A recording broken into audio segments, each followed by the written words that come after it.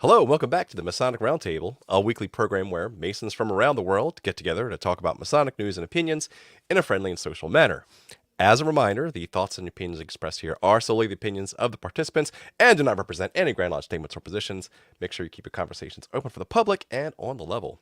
To interact with us, we love seeing you live every Thursday night. So hello to Facebook and YouTube land. The chats are always fun. Love seeing you there. Lots of good things. We can't even get to them all. It's just so much awesome. But remember that your chats may also show up on the show. So keep that in check. And if you can't catch us live, catch us on the replay or on your favorite podcasting app. So you know me. My name is John Ruark. I'm a past master of the Patriot Lodge number 1957 in Fairfax, Virginia. Next up for his introduction, brother Jason Richards. How's it going? Hello. Hello. Hello.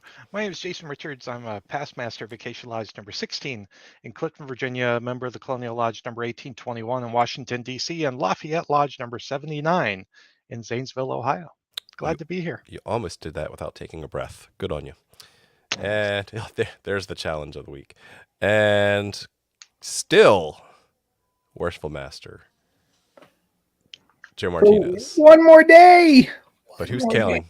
I'm not counting. One more day. Absolutely. Joe Martinez, Worshipful Master of Manassas Lodge number 182 in Manassas, Virginia, member of Benjamin B. French Lodge number 15 in the District of Columbia, and member of many, many other things. And as always, damn glad to be here. One more day.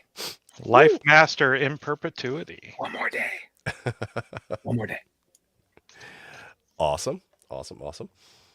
So good luck. Good luck on everything. Good luck on the stated. Good luck on the elections. And good luck on the installations. Oh, speaking of stated, good luck to our the fourth member of our little minivan of fun. The fourth Beetle. Yeah. Where's he? He's getting installed as Worshipful Master of his lodge. Yeah. Nice. So yeah. Not 24 hours of overlap. So cheers to Robert. Salud. Best of luck wishes in your upcoming 3 years. And he's secretary for life in all his other bodies. So he's Of course. Woo. So that's where Robert is tonight. So best of luck if you're watching. And if you're watching, you shouldn't be. You should be paying attention to your lodge. That's right. Let's give a special shout out to the patrons who support the show. You guys are awesome to rock our socks. We love you. We love you. Going for almost 10 years now. Oh, man. That's crazy. That's crazy stuff. So if you want to support Masonic education, head to patreon.com/the Masonic Roundtable and chip in a few bucks and join our super secret squirrel Facebook group where we can chat with you about all sorts of fun things. And as many of our patrons know, there's all the fun stuff, the spreadsheets and the behind the scenes and the research that we give. You started with spreadsheets? Are you kidding me? Who doesn't want Masonic spreadsheets? You get all the Masonic spreadsheets. No, not you. You get all the Masonic spreadsheets. I don't want them. Start with spreadsheets. Golly day. Never be in sales. So you get skulls. You get all the skulls if you head over to patreon.com/the Masonic Roundtable. More skulls. I'm cool with that. Okay. We'll work on that. And spreadsheets. There's a perk. Okay. What else do we have coming up, Jason? What do we got here? Let's see. tinyurl.com/T, gift. Lowercase gift. So, if you know TMR and you've been following us for a while, you know one of our favorite things in the entire world is to facilitate a completely voluntary and on your honor Secret Santa gift exchange. Woo! And so this year, we're pleased to announce number 4, our 4th annual Secret Masonic Santa gift swap. Yay. Super exciting. I'm Go excited. and sign up if you'd like to participate. tinyurl.com/TMR gift. TMR needs to be capitalized. Gift is all lowercase because it is case sensitive. So go and sign up. You can sign up until Monday, December 11th. And then you have until the 22nd to get your gifts to your assignees. Now, look, this is on the honor system. Okay. TMR is not liable for you shipping someone out an amazing gift and then your person not shipping you anything. Haven't had that happen yet. No, Knock on wood. we're not gonna. We're not gonna, because we're all awesome. This is not a gift exchange that is open only to Masons. That is true. So Friends of TMR. friends of TMR. Yes. So go in, put some cool stuff on your wish list, and get ready for just something that's really fun and a chance to learn about somebody new. And browse other people's wish lists. 'Cause there's some really good ideas I've stolen from Joe's and Jason's Yes. lists. Likewise, yeah. So get your lists up. Sign up today. Get your lists up by tomorrow, so I have an idea of what I'm getting for Christmas. I'm not gonna lie, that's more fun just browsing other people's is, wish right. lists. But you know, I mean, that's You I guys started, are just ripping off my list. I know, but I started doing the gift exchange before I even came on the show, and you get to meet such awesome people, right? You know, when you're exchanging gifts and you get an insight into their mind and what they're asking for Christmas. It's super interesting. Yeah, knowing I got people's I got wishes in is good. I think it was last year or the year before, I got a great gift from Brother Chad, and he included a couple like really interesting pictures, and I learned a little bit of history about the West Virginia Congress, and like it was just really, really super cool. So the other thing too is that none of the TMR hosts are eligible to give gifts to each other through this gift exchange By design. by design. Mhm. So I've done drawing restrictions for all the TMR hosts. So we are all going to be giving gifts to people who are not hosts on the show. That's right. So sign up and maybe you'll get something awesome from one of us. Indeed. Maybe. It's a lot Awesome. of fun. tinyurl.com/TMR gift. Sign up. See you there. Be Yep. there and be square. Next Yep. up, Love it. tarot card of the week. Tarot card of the week. We got to get a song. I can't keep doing that every week. Yes. Tarot I think card of the week. Robert put one together for the audio podcast. Yes, he did. He did. He did. And it was absolutely amazing. It was So delicious. this week we've got hot off the Kickstarters, Ooh. my brand new Legend of Zelda hand-drawn tarot deck. It's freaking phenomenal. And let's see what we have here for tonight's show. It is, the Eight of Pentacles. Oh, Those are nice. pentacles. Okay. Well, they're rupees. They're ruby. Yeah. They're not rubies, rupees. Rupees. It's Indian. And Nice. so this is the builder. He is making a whole bunch of money. He's talented. He's skilled. Yeah, High quality Dedicated. tchotchkes. he has the skills literally to pay the bills. Good work ethic. Yes. Yes. Yes. Which you'll need to contribute to the Secret Santa. Yes. He's from Grayson's Construction, I believe. Oh, yeah. Yeah. And he shows up in Breath of the Wild and Tears of the Kingdom. Ooh. Wow. That's going way back on the Zelda lore that I need to catch up on. Yeah. So in the Rider-Waite deck, of course, it's the young man sitting down at the table putting the pentacles together. Awesome. Yeah. Sweet. Industrious, as we all So- should be as good So Masons. we are industrious and we can pay our bills, which is also Yes. great because of our patrons. With rupees. With rupees. Yes. We accept rupees. All right. Next up, today's topic. So this is an interesting one that I found. And we're going to talk about a scientific study. It's not going to be Masonic spreadsheets. I promise you. I promise you. It will not be Masonic spreadsheets. Tonight, the topic is called Attire That Inspires, or Crab Roasts. Or Roast. the concept of enclothed cognition. So what is enclothed cognition? First off, this is a study that was run in 2012. This is actually a set of experiments. Do clothes make the Mason? We'll find out. Where Hajo Adam and Adam D. Galinsky ran a series of experiments I'm going to walk through with you to hypothesize that what the wearer wears affects his or her psychological processes. So before I get into the details, I have one thing I need to do real quick. So let me just step over here for a second. You're wearing pants, right? Yeah, he is. Okay, good.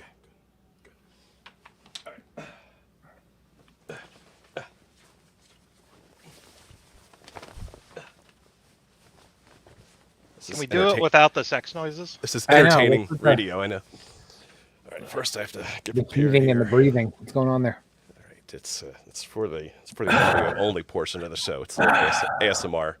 All right, there we go. Especially for audio listeners who can't see, like, all right, so John, who needs a pocket protector for his lab coat. I probably do have somewhere. Okay, so that doesn't surprise me at all. I just put on a lab coat to describe the set of experiments. So let's go. Let's see what these guys did.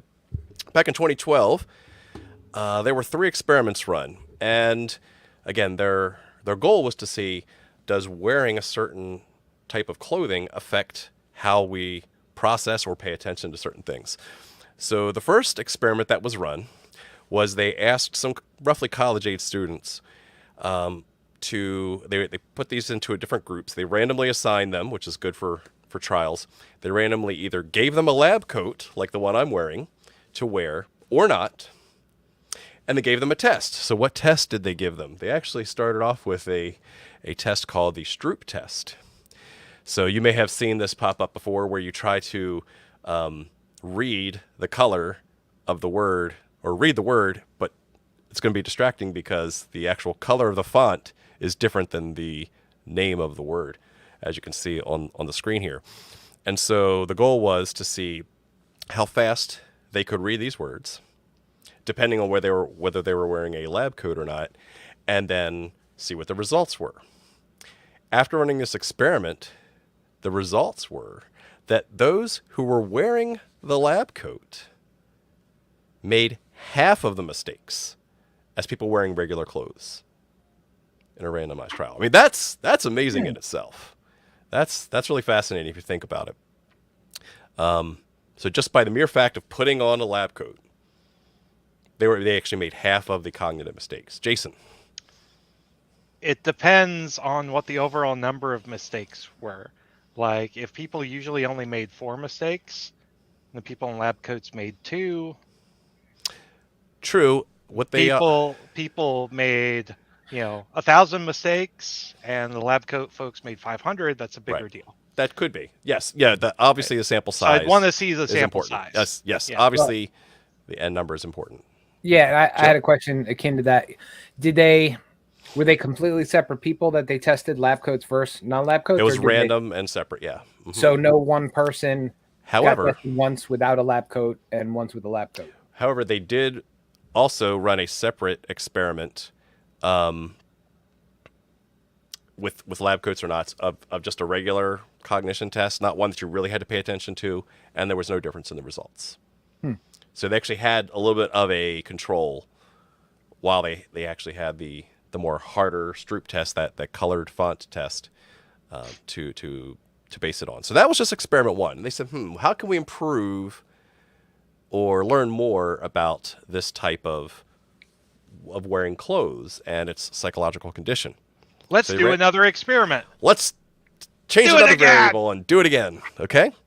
So what they were wondering was, what if, their hypothesis this time was, is it wearing the lab coat and having a symbolic meaning is necessary for improved abilities? Okay? And so they were wondering if having this piece of clothing to actually have some assigned meaning gave it some of its superpowers. So what they did was they had a whole bunch of coats, and in this time, instead of doing random coat or no coat, they added a third option. They randomly gave people either a lab coat, said, here's your lab coat. They either gave them the same coat, but they called it a painter's coat. Or, for the third choice, they randomly got assigned to walk by a room with lab coats hanging on the wall. You're just hanging on hangers. Being in the presence of lab coats. Did that have some sort of like glow effect to them? Okay, so this time they ran a little bit different test. So they had these people go in these 3 different groups, and this test they ran was kind of this spot the difference between the pictures, right? You look at 2 pictures and find these minute details between them.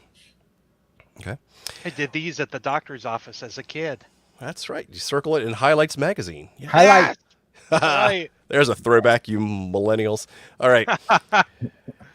So what was the result? The result was, on experiment 2, that people that were wearing the lab coats had longer sustained attention than either the painter coat wearers or the people that just observed lab coats on hangers. So they do have superpowers. So they do, if they know it's the difference between a lab coat or a painter's coat. So now they're assigning meaning. And It's not just any old clothes. It's not just any old coat. It's a lab coat vice a painter's coat. It's almost an unconscious bias manifestation. Mm-hmm. I wear, therefore I am. Oh. Okay, but wait a minute. They still had one more variable they wanted to test.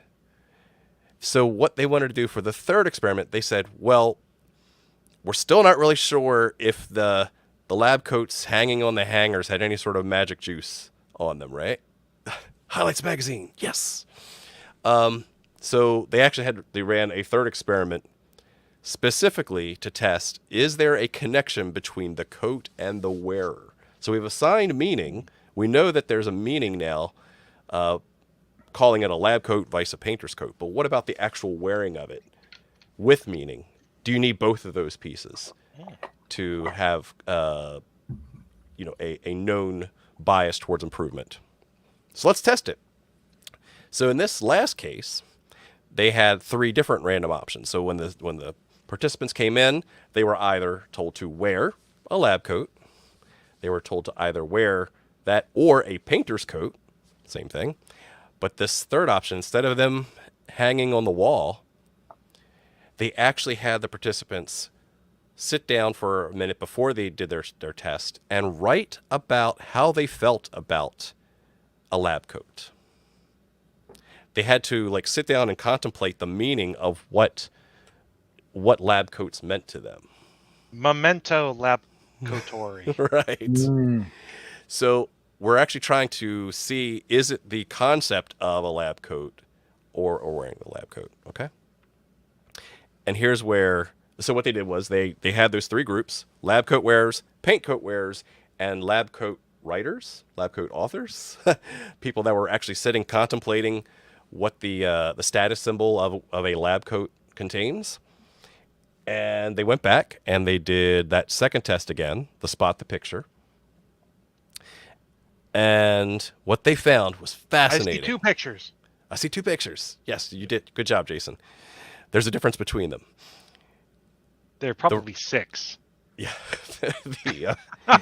The results were that the people with the best performance were the lab coat wearers, followed by the lab coat writers. And then in last place were those who wore the paint coat. So it was the mere fact of having this meaning behind a lab coat still gave you more performance than just paint coat wearers. So we're actually having people wear things and we're having them assign meaning to them, doubling down on that. And so through these series of trials, what basically the summary is that those 2nd and 3rd experiments displayed strong evidence, I'm going to quote here from Wikipedia, that enclothed cognition, as they called it, significantly depends both on wearing and the symbolic meaning of a piece of clothing. Sustained attention only increased when participants were told they were wearing a doctor's coat. Therefore, Adam and Galinsky concluded that the principle of enclothed cognition relies on the co-occurrence of 2 independent variables, physically wearing the clothing and its symbolic meaning. So, any questions on how the experiment was run or anything like that before we deviate? These are just the facts. I was going to deviate, so I will shut up. You are a deviant. Mm. Well, let's deviate. Let's go. So that's the experiment. Question. Mm-hmm. So what does having something and then applying a symbolic meaning to it have anything to do with Freemasonry? Oh, I don't know. I just want to talk about it. I was okay, cool. All going to right. find something else to talk about this week. I was going to say, just go back to Sir Robert Moray. Yeah. He's the first one who did it. It's true. Boom. Well, I mean, it's really interesting when you apply it to a Masonic context, right? Because, first thing I thought of. Yeah. Yeah, absolutely. What did you think of, Joe?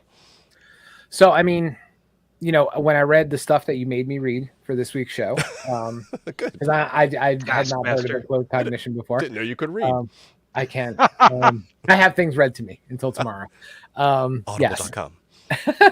But no, I found it super fascinating when we relate it to Freemasonry. You read better in a lab coat.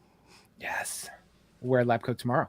But no, I think that super interesting because there's been this underlying current of discussion for years and years and years about Freemasonry, right?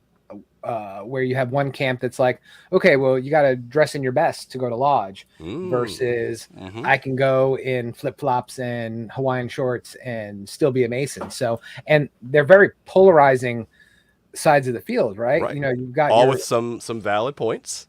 Absolutely. Exactly. You know, and then you've got the people that kind of acquiesce to both, right? It's like, well, I'd rather have you there than care about what you wear versus I want to go to a lodge and have an experience that is different than me going to, you know, a restaurant or going to, you know, the VFW or something like that. You know, it's you're trying to create an experience, but then you want the people to show up. So it's really dichotomous and it's been going on for years and years, right?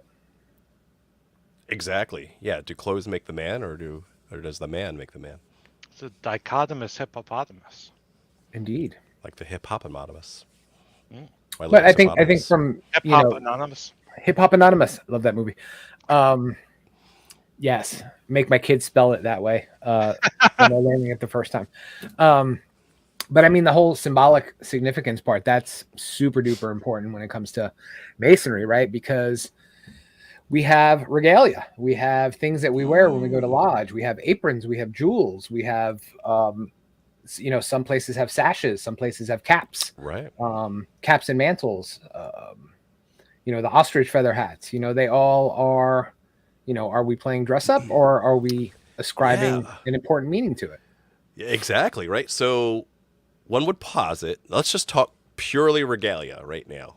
So no matter what you're wearing underneath, we have regalia in a Masonic setting that we prescribe a lot of symbolism on and meaning on. And we're told what those are, right? So really most men can't claim ignorance as to why they're wearing a collar or why they're wearing an apron in a lodge setting. Right. So as part of our ritual, part of our inner workings of our lodge administration, we do wear articles of clothing. Like you said, it's not necessarily just, you know, the clothes on your body, but the jewelry, the aprons with the staves, like these things that you touch and hold. And we go into great detail, and even jurisdictions expand further detail what this rod means and, you know, how many steps this means and all that. So we assign meaning very clearly. So it's not just any rod. It is a deacon's rod that's used to do these things. Right? So that's just like we do. It's not just any lab coat. It's not just a painter's coat. We actually assign meaning to this jewel is for this office, and this is what it represents. Or the wearing of a hat in lodge. Yeah. It has a very specific purpose, and it's only done by certain people. And you know. But it's their prerogative, Joe. Yeah. Well, or to that point, like if you listen to, you know, for the non-Masons, you can go try to find on YouTube lots of public installation ceremonies. You can find my public installation ceremony on this channel.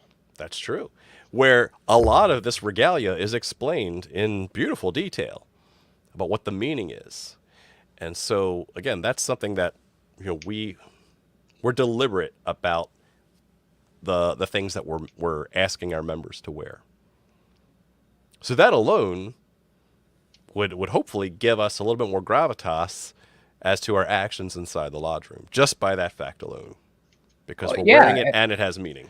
Yeah, and I think that outside of the symbolic aspect of it, it does bring a sense of identity to the people who wear it and understand the meaning behind it, right? So for Masons, putting on the regalia has the capability to reinforce a sense of this is why I'm here and this is what my purpose is and this is why I come.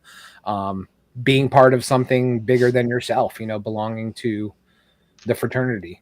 So I think that has a lot to do with enclothed cognition, right? Because you're delving into the reasons why you're putting something on as opposed to just the random acts of doing it. And I'm sure there's lots of Masons out there that just put their crap on and don't give a second thought. And and that's an interesting angle too, right? Because you could lose the understanding of what that meaning is, and therefore the effect is wearing off, right? Because you'll see guys, we've all seen them.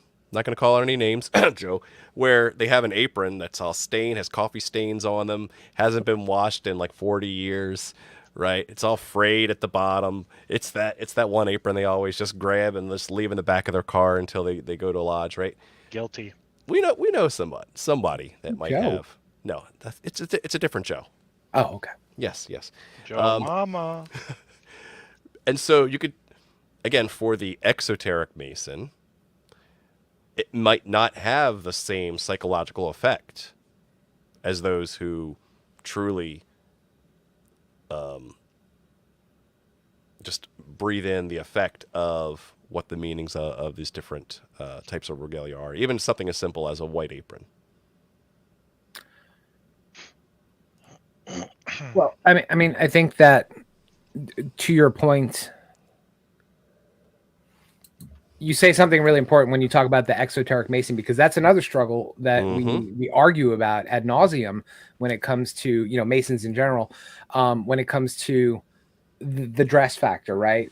You've got one camp that says, you want, if you care about the inside, you're going to care about the outside as well, right? And that is reflected in your cleanliness and your sense of dress and your import that you place when you get dressed before you go to lodge.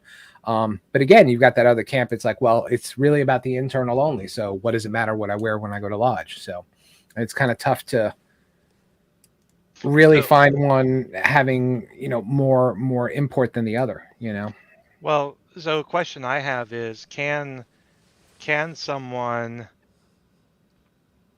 be, wearing, God forbid, shorts and a t-shirt, but still have that same enclothed cognition enhancement when they put on their officer's jewel? Ooh. Mm.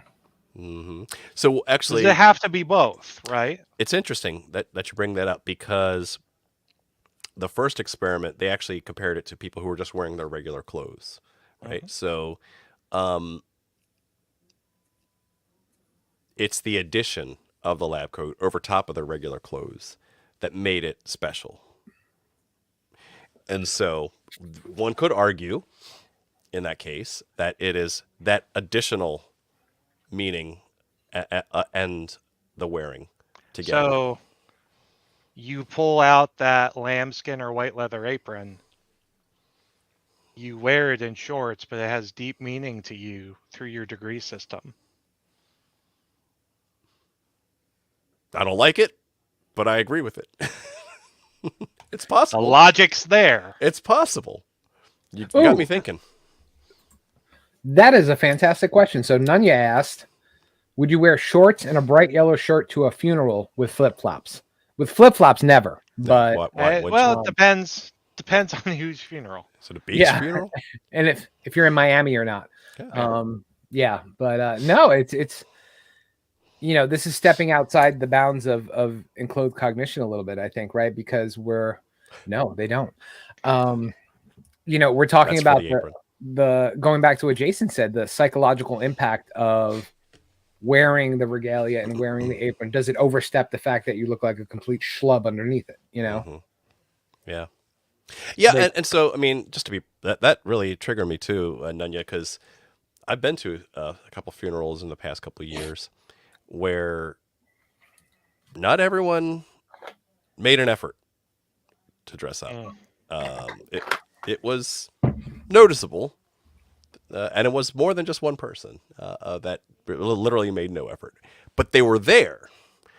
So I can't judge, what their intent was, what their relationship was, and all that. Them being there, hey, that's between them and they're paying their respects. I wouldn't do it, but to that point, I also know that just back to the original debate, like I feel better about myself when I'm dressing up to go to lodge. When I put on a sport coat, right? When I put on a tie, when I make that extra bit of effort, even if I'm tired, even if I don't want to, I do feel better when I do it. I I'm mean, I seeing some think head nods there. no, I think ultimately it really does. I think the manner and care with which we dress, I feel like I'm taking a side in the whole dress nice for lodge thing, but I'm not. But if we're gonna go back to the enclothed cognition thing, Yeah.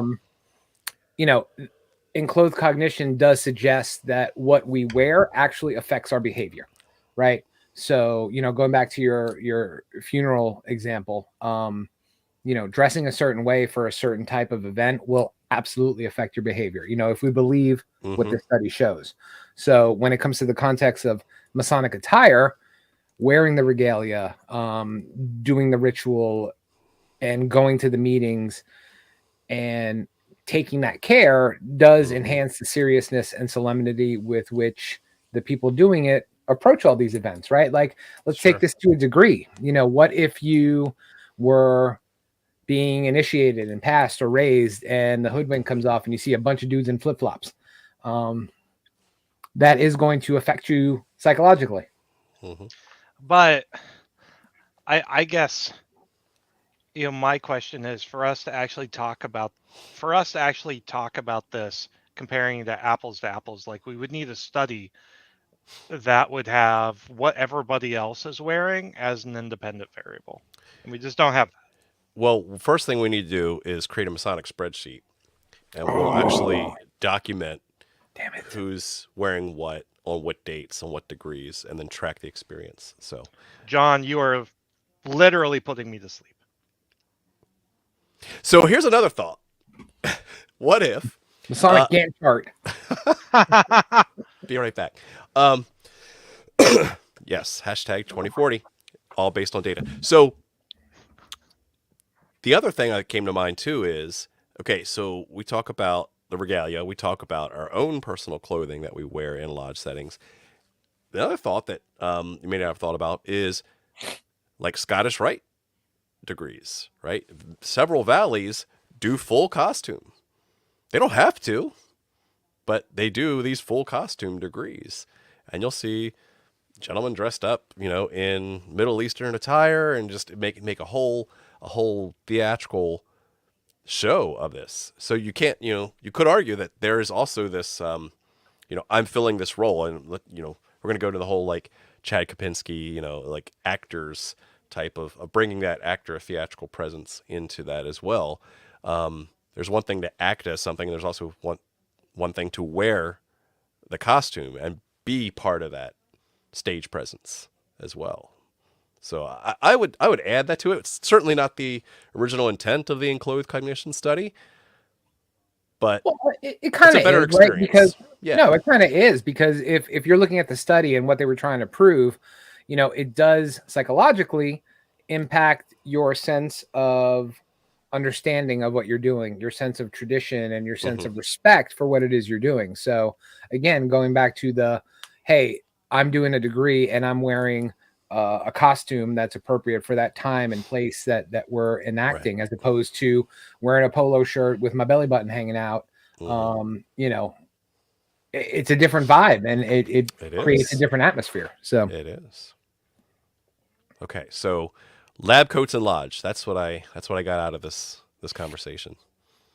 Needs more lab coats. I need you to spreadsheet this out for me, because it's Okay. not drawing the dots together. Yeah, please. Only if it's one of those spreadsheets where it has a macro built into it, so it's like the airplane fly game. Ooh, those are fun. Yes. With tables. Yes. Pie charts. Pivot tables. Oh, Yep. pivot tables. Pivot. My heart Pivot. does little V look up there. Ooh. You're a bunch of nerds, I swear. I can't stand you guys. I was the one making the Friends references. I don't feel like that's Okay. Yes, but the Overlooking real movie. question is Or the Gary Neal Gary. brings up. Yep. Apron over or under the lab coat. It is in Virginia. depends on the under. jurisdiction, Virginia's under. unless had- you're at a public ceremony outside. And it hides your tummy. So 2 votes for that. Yep. Funny stuff. Okay, so in conclusion, we can apply this tested psychological phenomenon by wearing regalia, better clothes, costumes, and assigning meaning to them so that we can increase our psychological awareness, our tenderness, and our commitment to the craft. So pretty neat. It's pretty cool study. I like it. Yep. So yeah, just as Joe said, immediately when I read about that study, first thing I thought of was Freemasonry and how we could use that to better the craft, better ourselves, and better our craft, right? So, Sun Card brings up a good point. What, are we all going to be a TO Lodge now because of this? John, actually, the term is called observant. Now, Well, and we know he's thank you for the comment. I think we've hinted at it a little bit tonight, right? Because it did start a movement in Freemasonry, right? The whole observant movement, that was a big thing. Give a crap about what you wear and wear Right. your best. Regardless of what it is, which is again the whole point of the meaningness that is assigned in this experiment, right? So I would equate the term observant, as Andrew Hammer, tries to posit in here, with the assignment of the meaning to the lab coat. That as long as you are assigning meaning to your Freemasonry, do that. Yeah. And whether it's been through the MRF, the Masonic Restoration Foundation, or Andrew Hammer himself, they are very often, to correct everyone, to say it's not about elitism. It's about just do Masonry well. Like, do it prescribed according to your jurisdiction, but do it well and do it with intention and do it with purpose. That's what we're trying to get back to. Boom. So I'm all for that. Boom. Cool. All right, let's shift gears here, and while I disrobe, I'm gonna let I didn't realize it was that kind of show. it's a TMR After Dark. Look at this. Wow. Joe, what have we got here? They really found an angry dude Rome's. That's an I'm reading angry Paul Paul Rubens. Yes. R.I.P. Yes. So we're gonna briefly talk about the new, but not new, because it's over 3 centuries old, reaffirmation of the ban to join or be in Freemasonry by Roman Catholics. Wow. Yes. So that has showed up its face in the news again. The Pope just issued, or the I feel like I want to throw out like a 1984 comment here, like the Department of, not allowed to do anything in Rome, basically reaffirmed the ban. And the Pope did, issue a letter saying that Catholics are not allowed to become or remain Freemasons. And the reason why, the TLDR is the bishop or archbishop, I believe it was, in the Philippines, was very concerned by the growing numbers. You don't have a spreadsheet for that, but you need that, John. The growing number of Freemasons. Abusers? No. No, we're not. Yeah. No, we're not talking about the real problems with the church. Right. Okay. So No, we're talking about Freemasonry. Got it. Yeah. Many people in the Philippines are joining Freemasonry. They are definitely not on the same curve as many lodges in the United States. They're growing by leaps and bounds. which is awesome. Mhm. I'd say 95%, that's probably a good estimate, if not 98% or more of the country is Roman Catholic as well, right? Mhm. So we can thank Spanish conquest for that, South America and the Philippines. So so they are, the clergy in the Philippines are very concerned that all these people who are all Roman Catholics are joining Freemasonry. So he wrote to the Pope and asked for some help. So basically we got a letter back, again, reaffirming the ban. This is nothing new. It's been around since the 1700s. I know we have one article here. Chris Hodap wrote a fantastic article on it, going into the history and the details of it and things. But it's basically just a reaffirmation of the same damn thing, that you are not allowed to be Catholic, not allowed to receive the Eucharist if you are a Roman Catholic Freemason. 1884 was the Humanum Genus by Pope Leo XIII. There was an earlier one. There was an earlier one. So what was the yes. 1983 decision then? So it was so the 1738 decision was made by Clement XII, and that was the earliest denunciation of Freemasonry.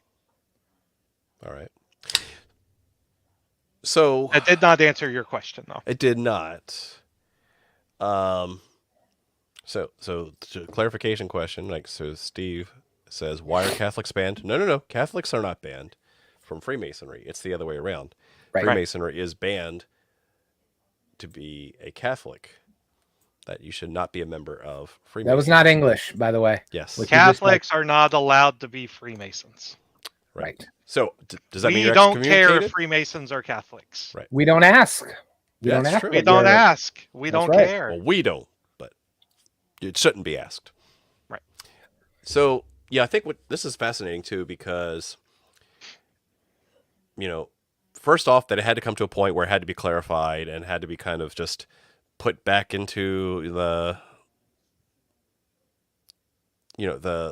current status quo. Just bring up back, bubble up these old thoughts and ideas, and just reaffirm the stance of the church. And so, first thought I had to come to mind is like, I haven't seen or heard of any like groundswell of Catholic Freemasons that are like, well, since that came out, I guess I have to go turn in my dues card, which is fascinating because back in 2015, when I did the Freemasonry survey, I did ask, what religion do you adhere to or feel like, you are a member of? And it was something like 17 to 20% of the Freemasons surveyed answered Catholic. Awesome. Love to have you guys. Love to have all our Catholic brothers. Mm-hmm. And so they're still members of the craft, I would assume. So, like, is that 20% of those respondents just going to like not show up anymore? Well, I think, so going back to your research from back then, which I remember I took that survey. Well, thank you. I did too. I did. It's interesting because we as Americans don't have that same, in general, making a very general statement, Sure. don't have that same sense of influence from Rome that many other countries have as well. Let's look at South America, predominantly Roman Catholic. Philippines is another one, predominantly Right. Roman Catholic. Very, very Roman Catholic. So, we don't have the same, and we're just a melting pot of all different faiths and beliefs and systems and things. So we don't have that boot that's riding us all day long, right? Because True. again, 98 of the people in the same room as you are not Roman Catholic. Right. So it's a bit different That's fair. outcome that you would see here versus other parts of the world. So there's that. And the other thing that I've been thinking of when I heard about this is, and I'm only applying it to my own condition because I'm probably more religious than the average person. I'm a little bit more, I try to think about what my theology is and what are the rules based off of the flavor that I prescribe to. And if I were a devout Catholic, I would have a really existential conversation with myself to say, well, even if it was gray before, it's certainly black and white now that it's basically listed as a grave sin to be a member of the fraternity, which means you cannot take the Eucharist.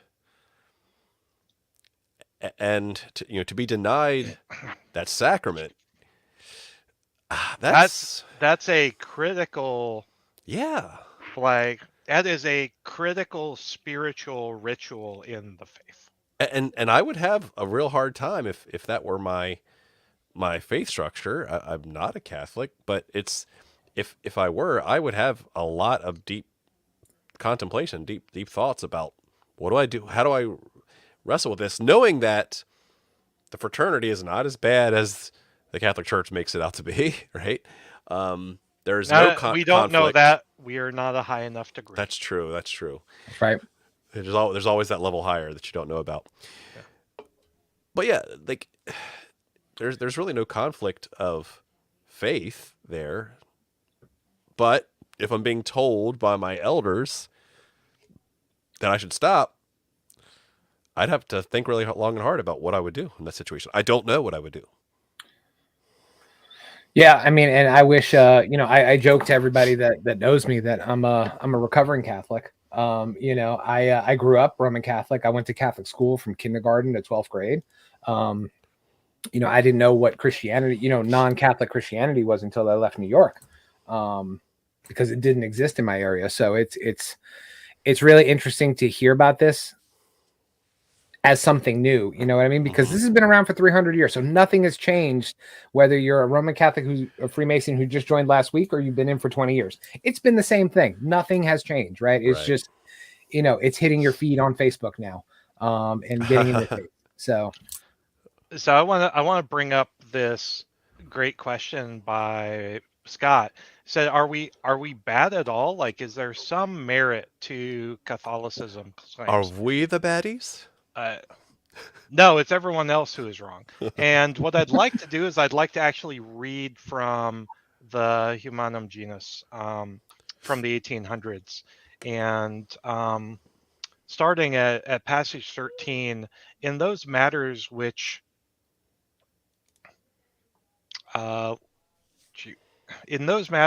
regard religion, let it be seen how the sect of Freemasons acts, especially where it is more free to act without restraint, and then let anyone judge whether, in fact, it does not wish to carry out the policy of naturalists. This is the wrong section. I was trying to talk about the separation of church and state. So while you're looking for that, I was going to comment on the Humanum Genus. So that was a very specific document that was specifically created to combat the secularization of things in certain parts of Europe. Yes. Right. So the Humanum Genus came out when you started to, let's pick France, for example, great example.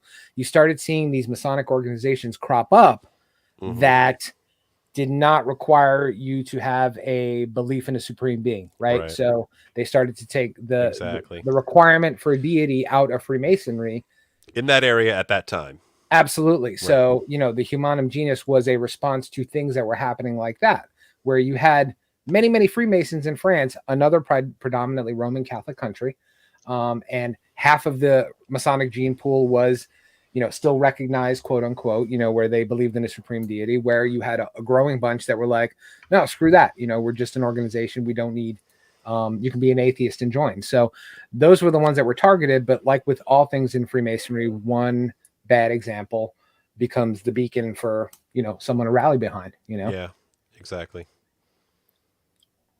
So what I was going to read is, by a long and persevering labor, they endeavor to bring about this result, namely, the teaching that the office and authority of the church may become of no account in the civil state.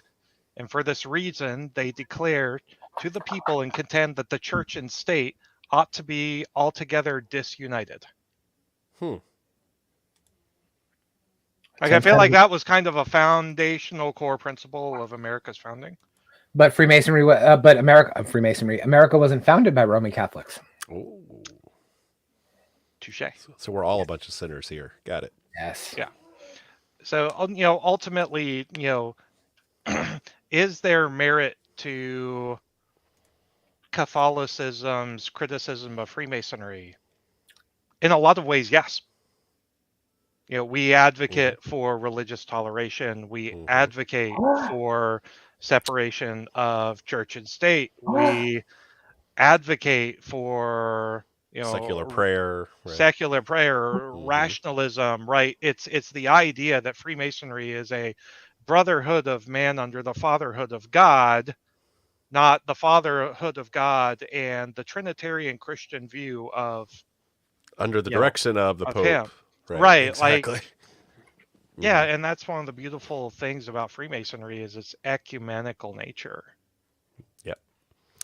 All right. Well, we're at that time. I'm sure we could talk all night about this topic, yes. But we wanted to at least address it because it is fresh in the news again after 400 years. So, on the topic of enclothed Catholicism, Jason, what say you?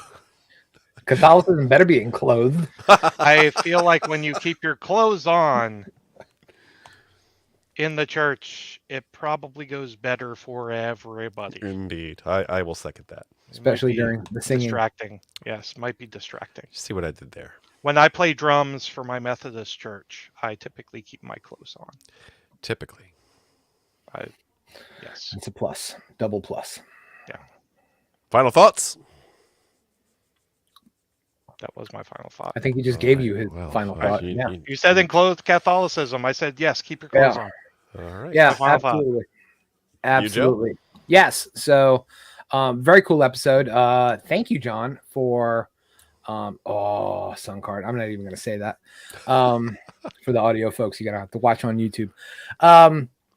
Yeah, I think awesome episode. And I'm really glad that you brought this topic up because I knew little about it. And I think it really lends itself to be something that Freemasons should look into and research and maybe apply to their Freemasonry, right? It definitely gives you a different look into why we do the things we do and why we dress the way we dress and why we ascribe symbolism to it. So I think it's phenomenally awesome. I'm going to take a personal second to say thank you. Tomorrow is my last stated meeting as master. I'm super excited. And I want to thank a ton of people. I want to thank everybody at Manasseh Lodge for putting up with me for 2 years. It has been a really hard, but really fun and gratifying 2 years. I want to thank all of you who came out at least year one and supported me, not knowing we were going to have a year two. But to John and Jason and Robert and everybody else, thank you so much for all your support and your words of wisdom and your counsel and your shoulders to cry on. It's been awesome. So all the times you left me outside the damn door. And you know what? And I thank you for being patient with me. And I had 2 years to get that right. So yeah, man, it's been a blast, and I'm looking forward to tomorrow. And I just want to say thank you to all of you for taking that ride with me. It's been a blast. We're excited for you, Joe, and well deserved. Awesome. Yes. Okay. Let's see. Over to me, and we got to turn off that banner. Please do. We're gonna leave that on forever. So this is an interesting topic.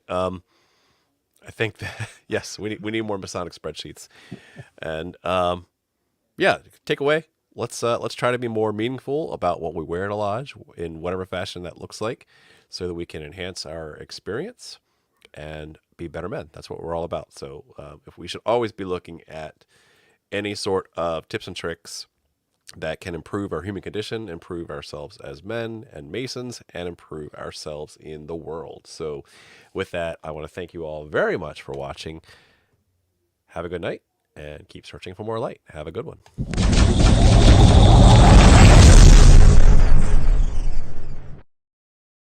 Wow.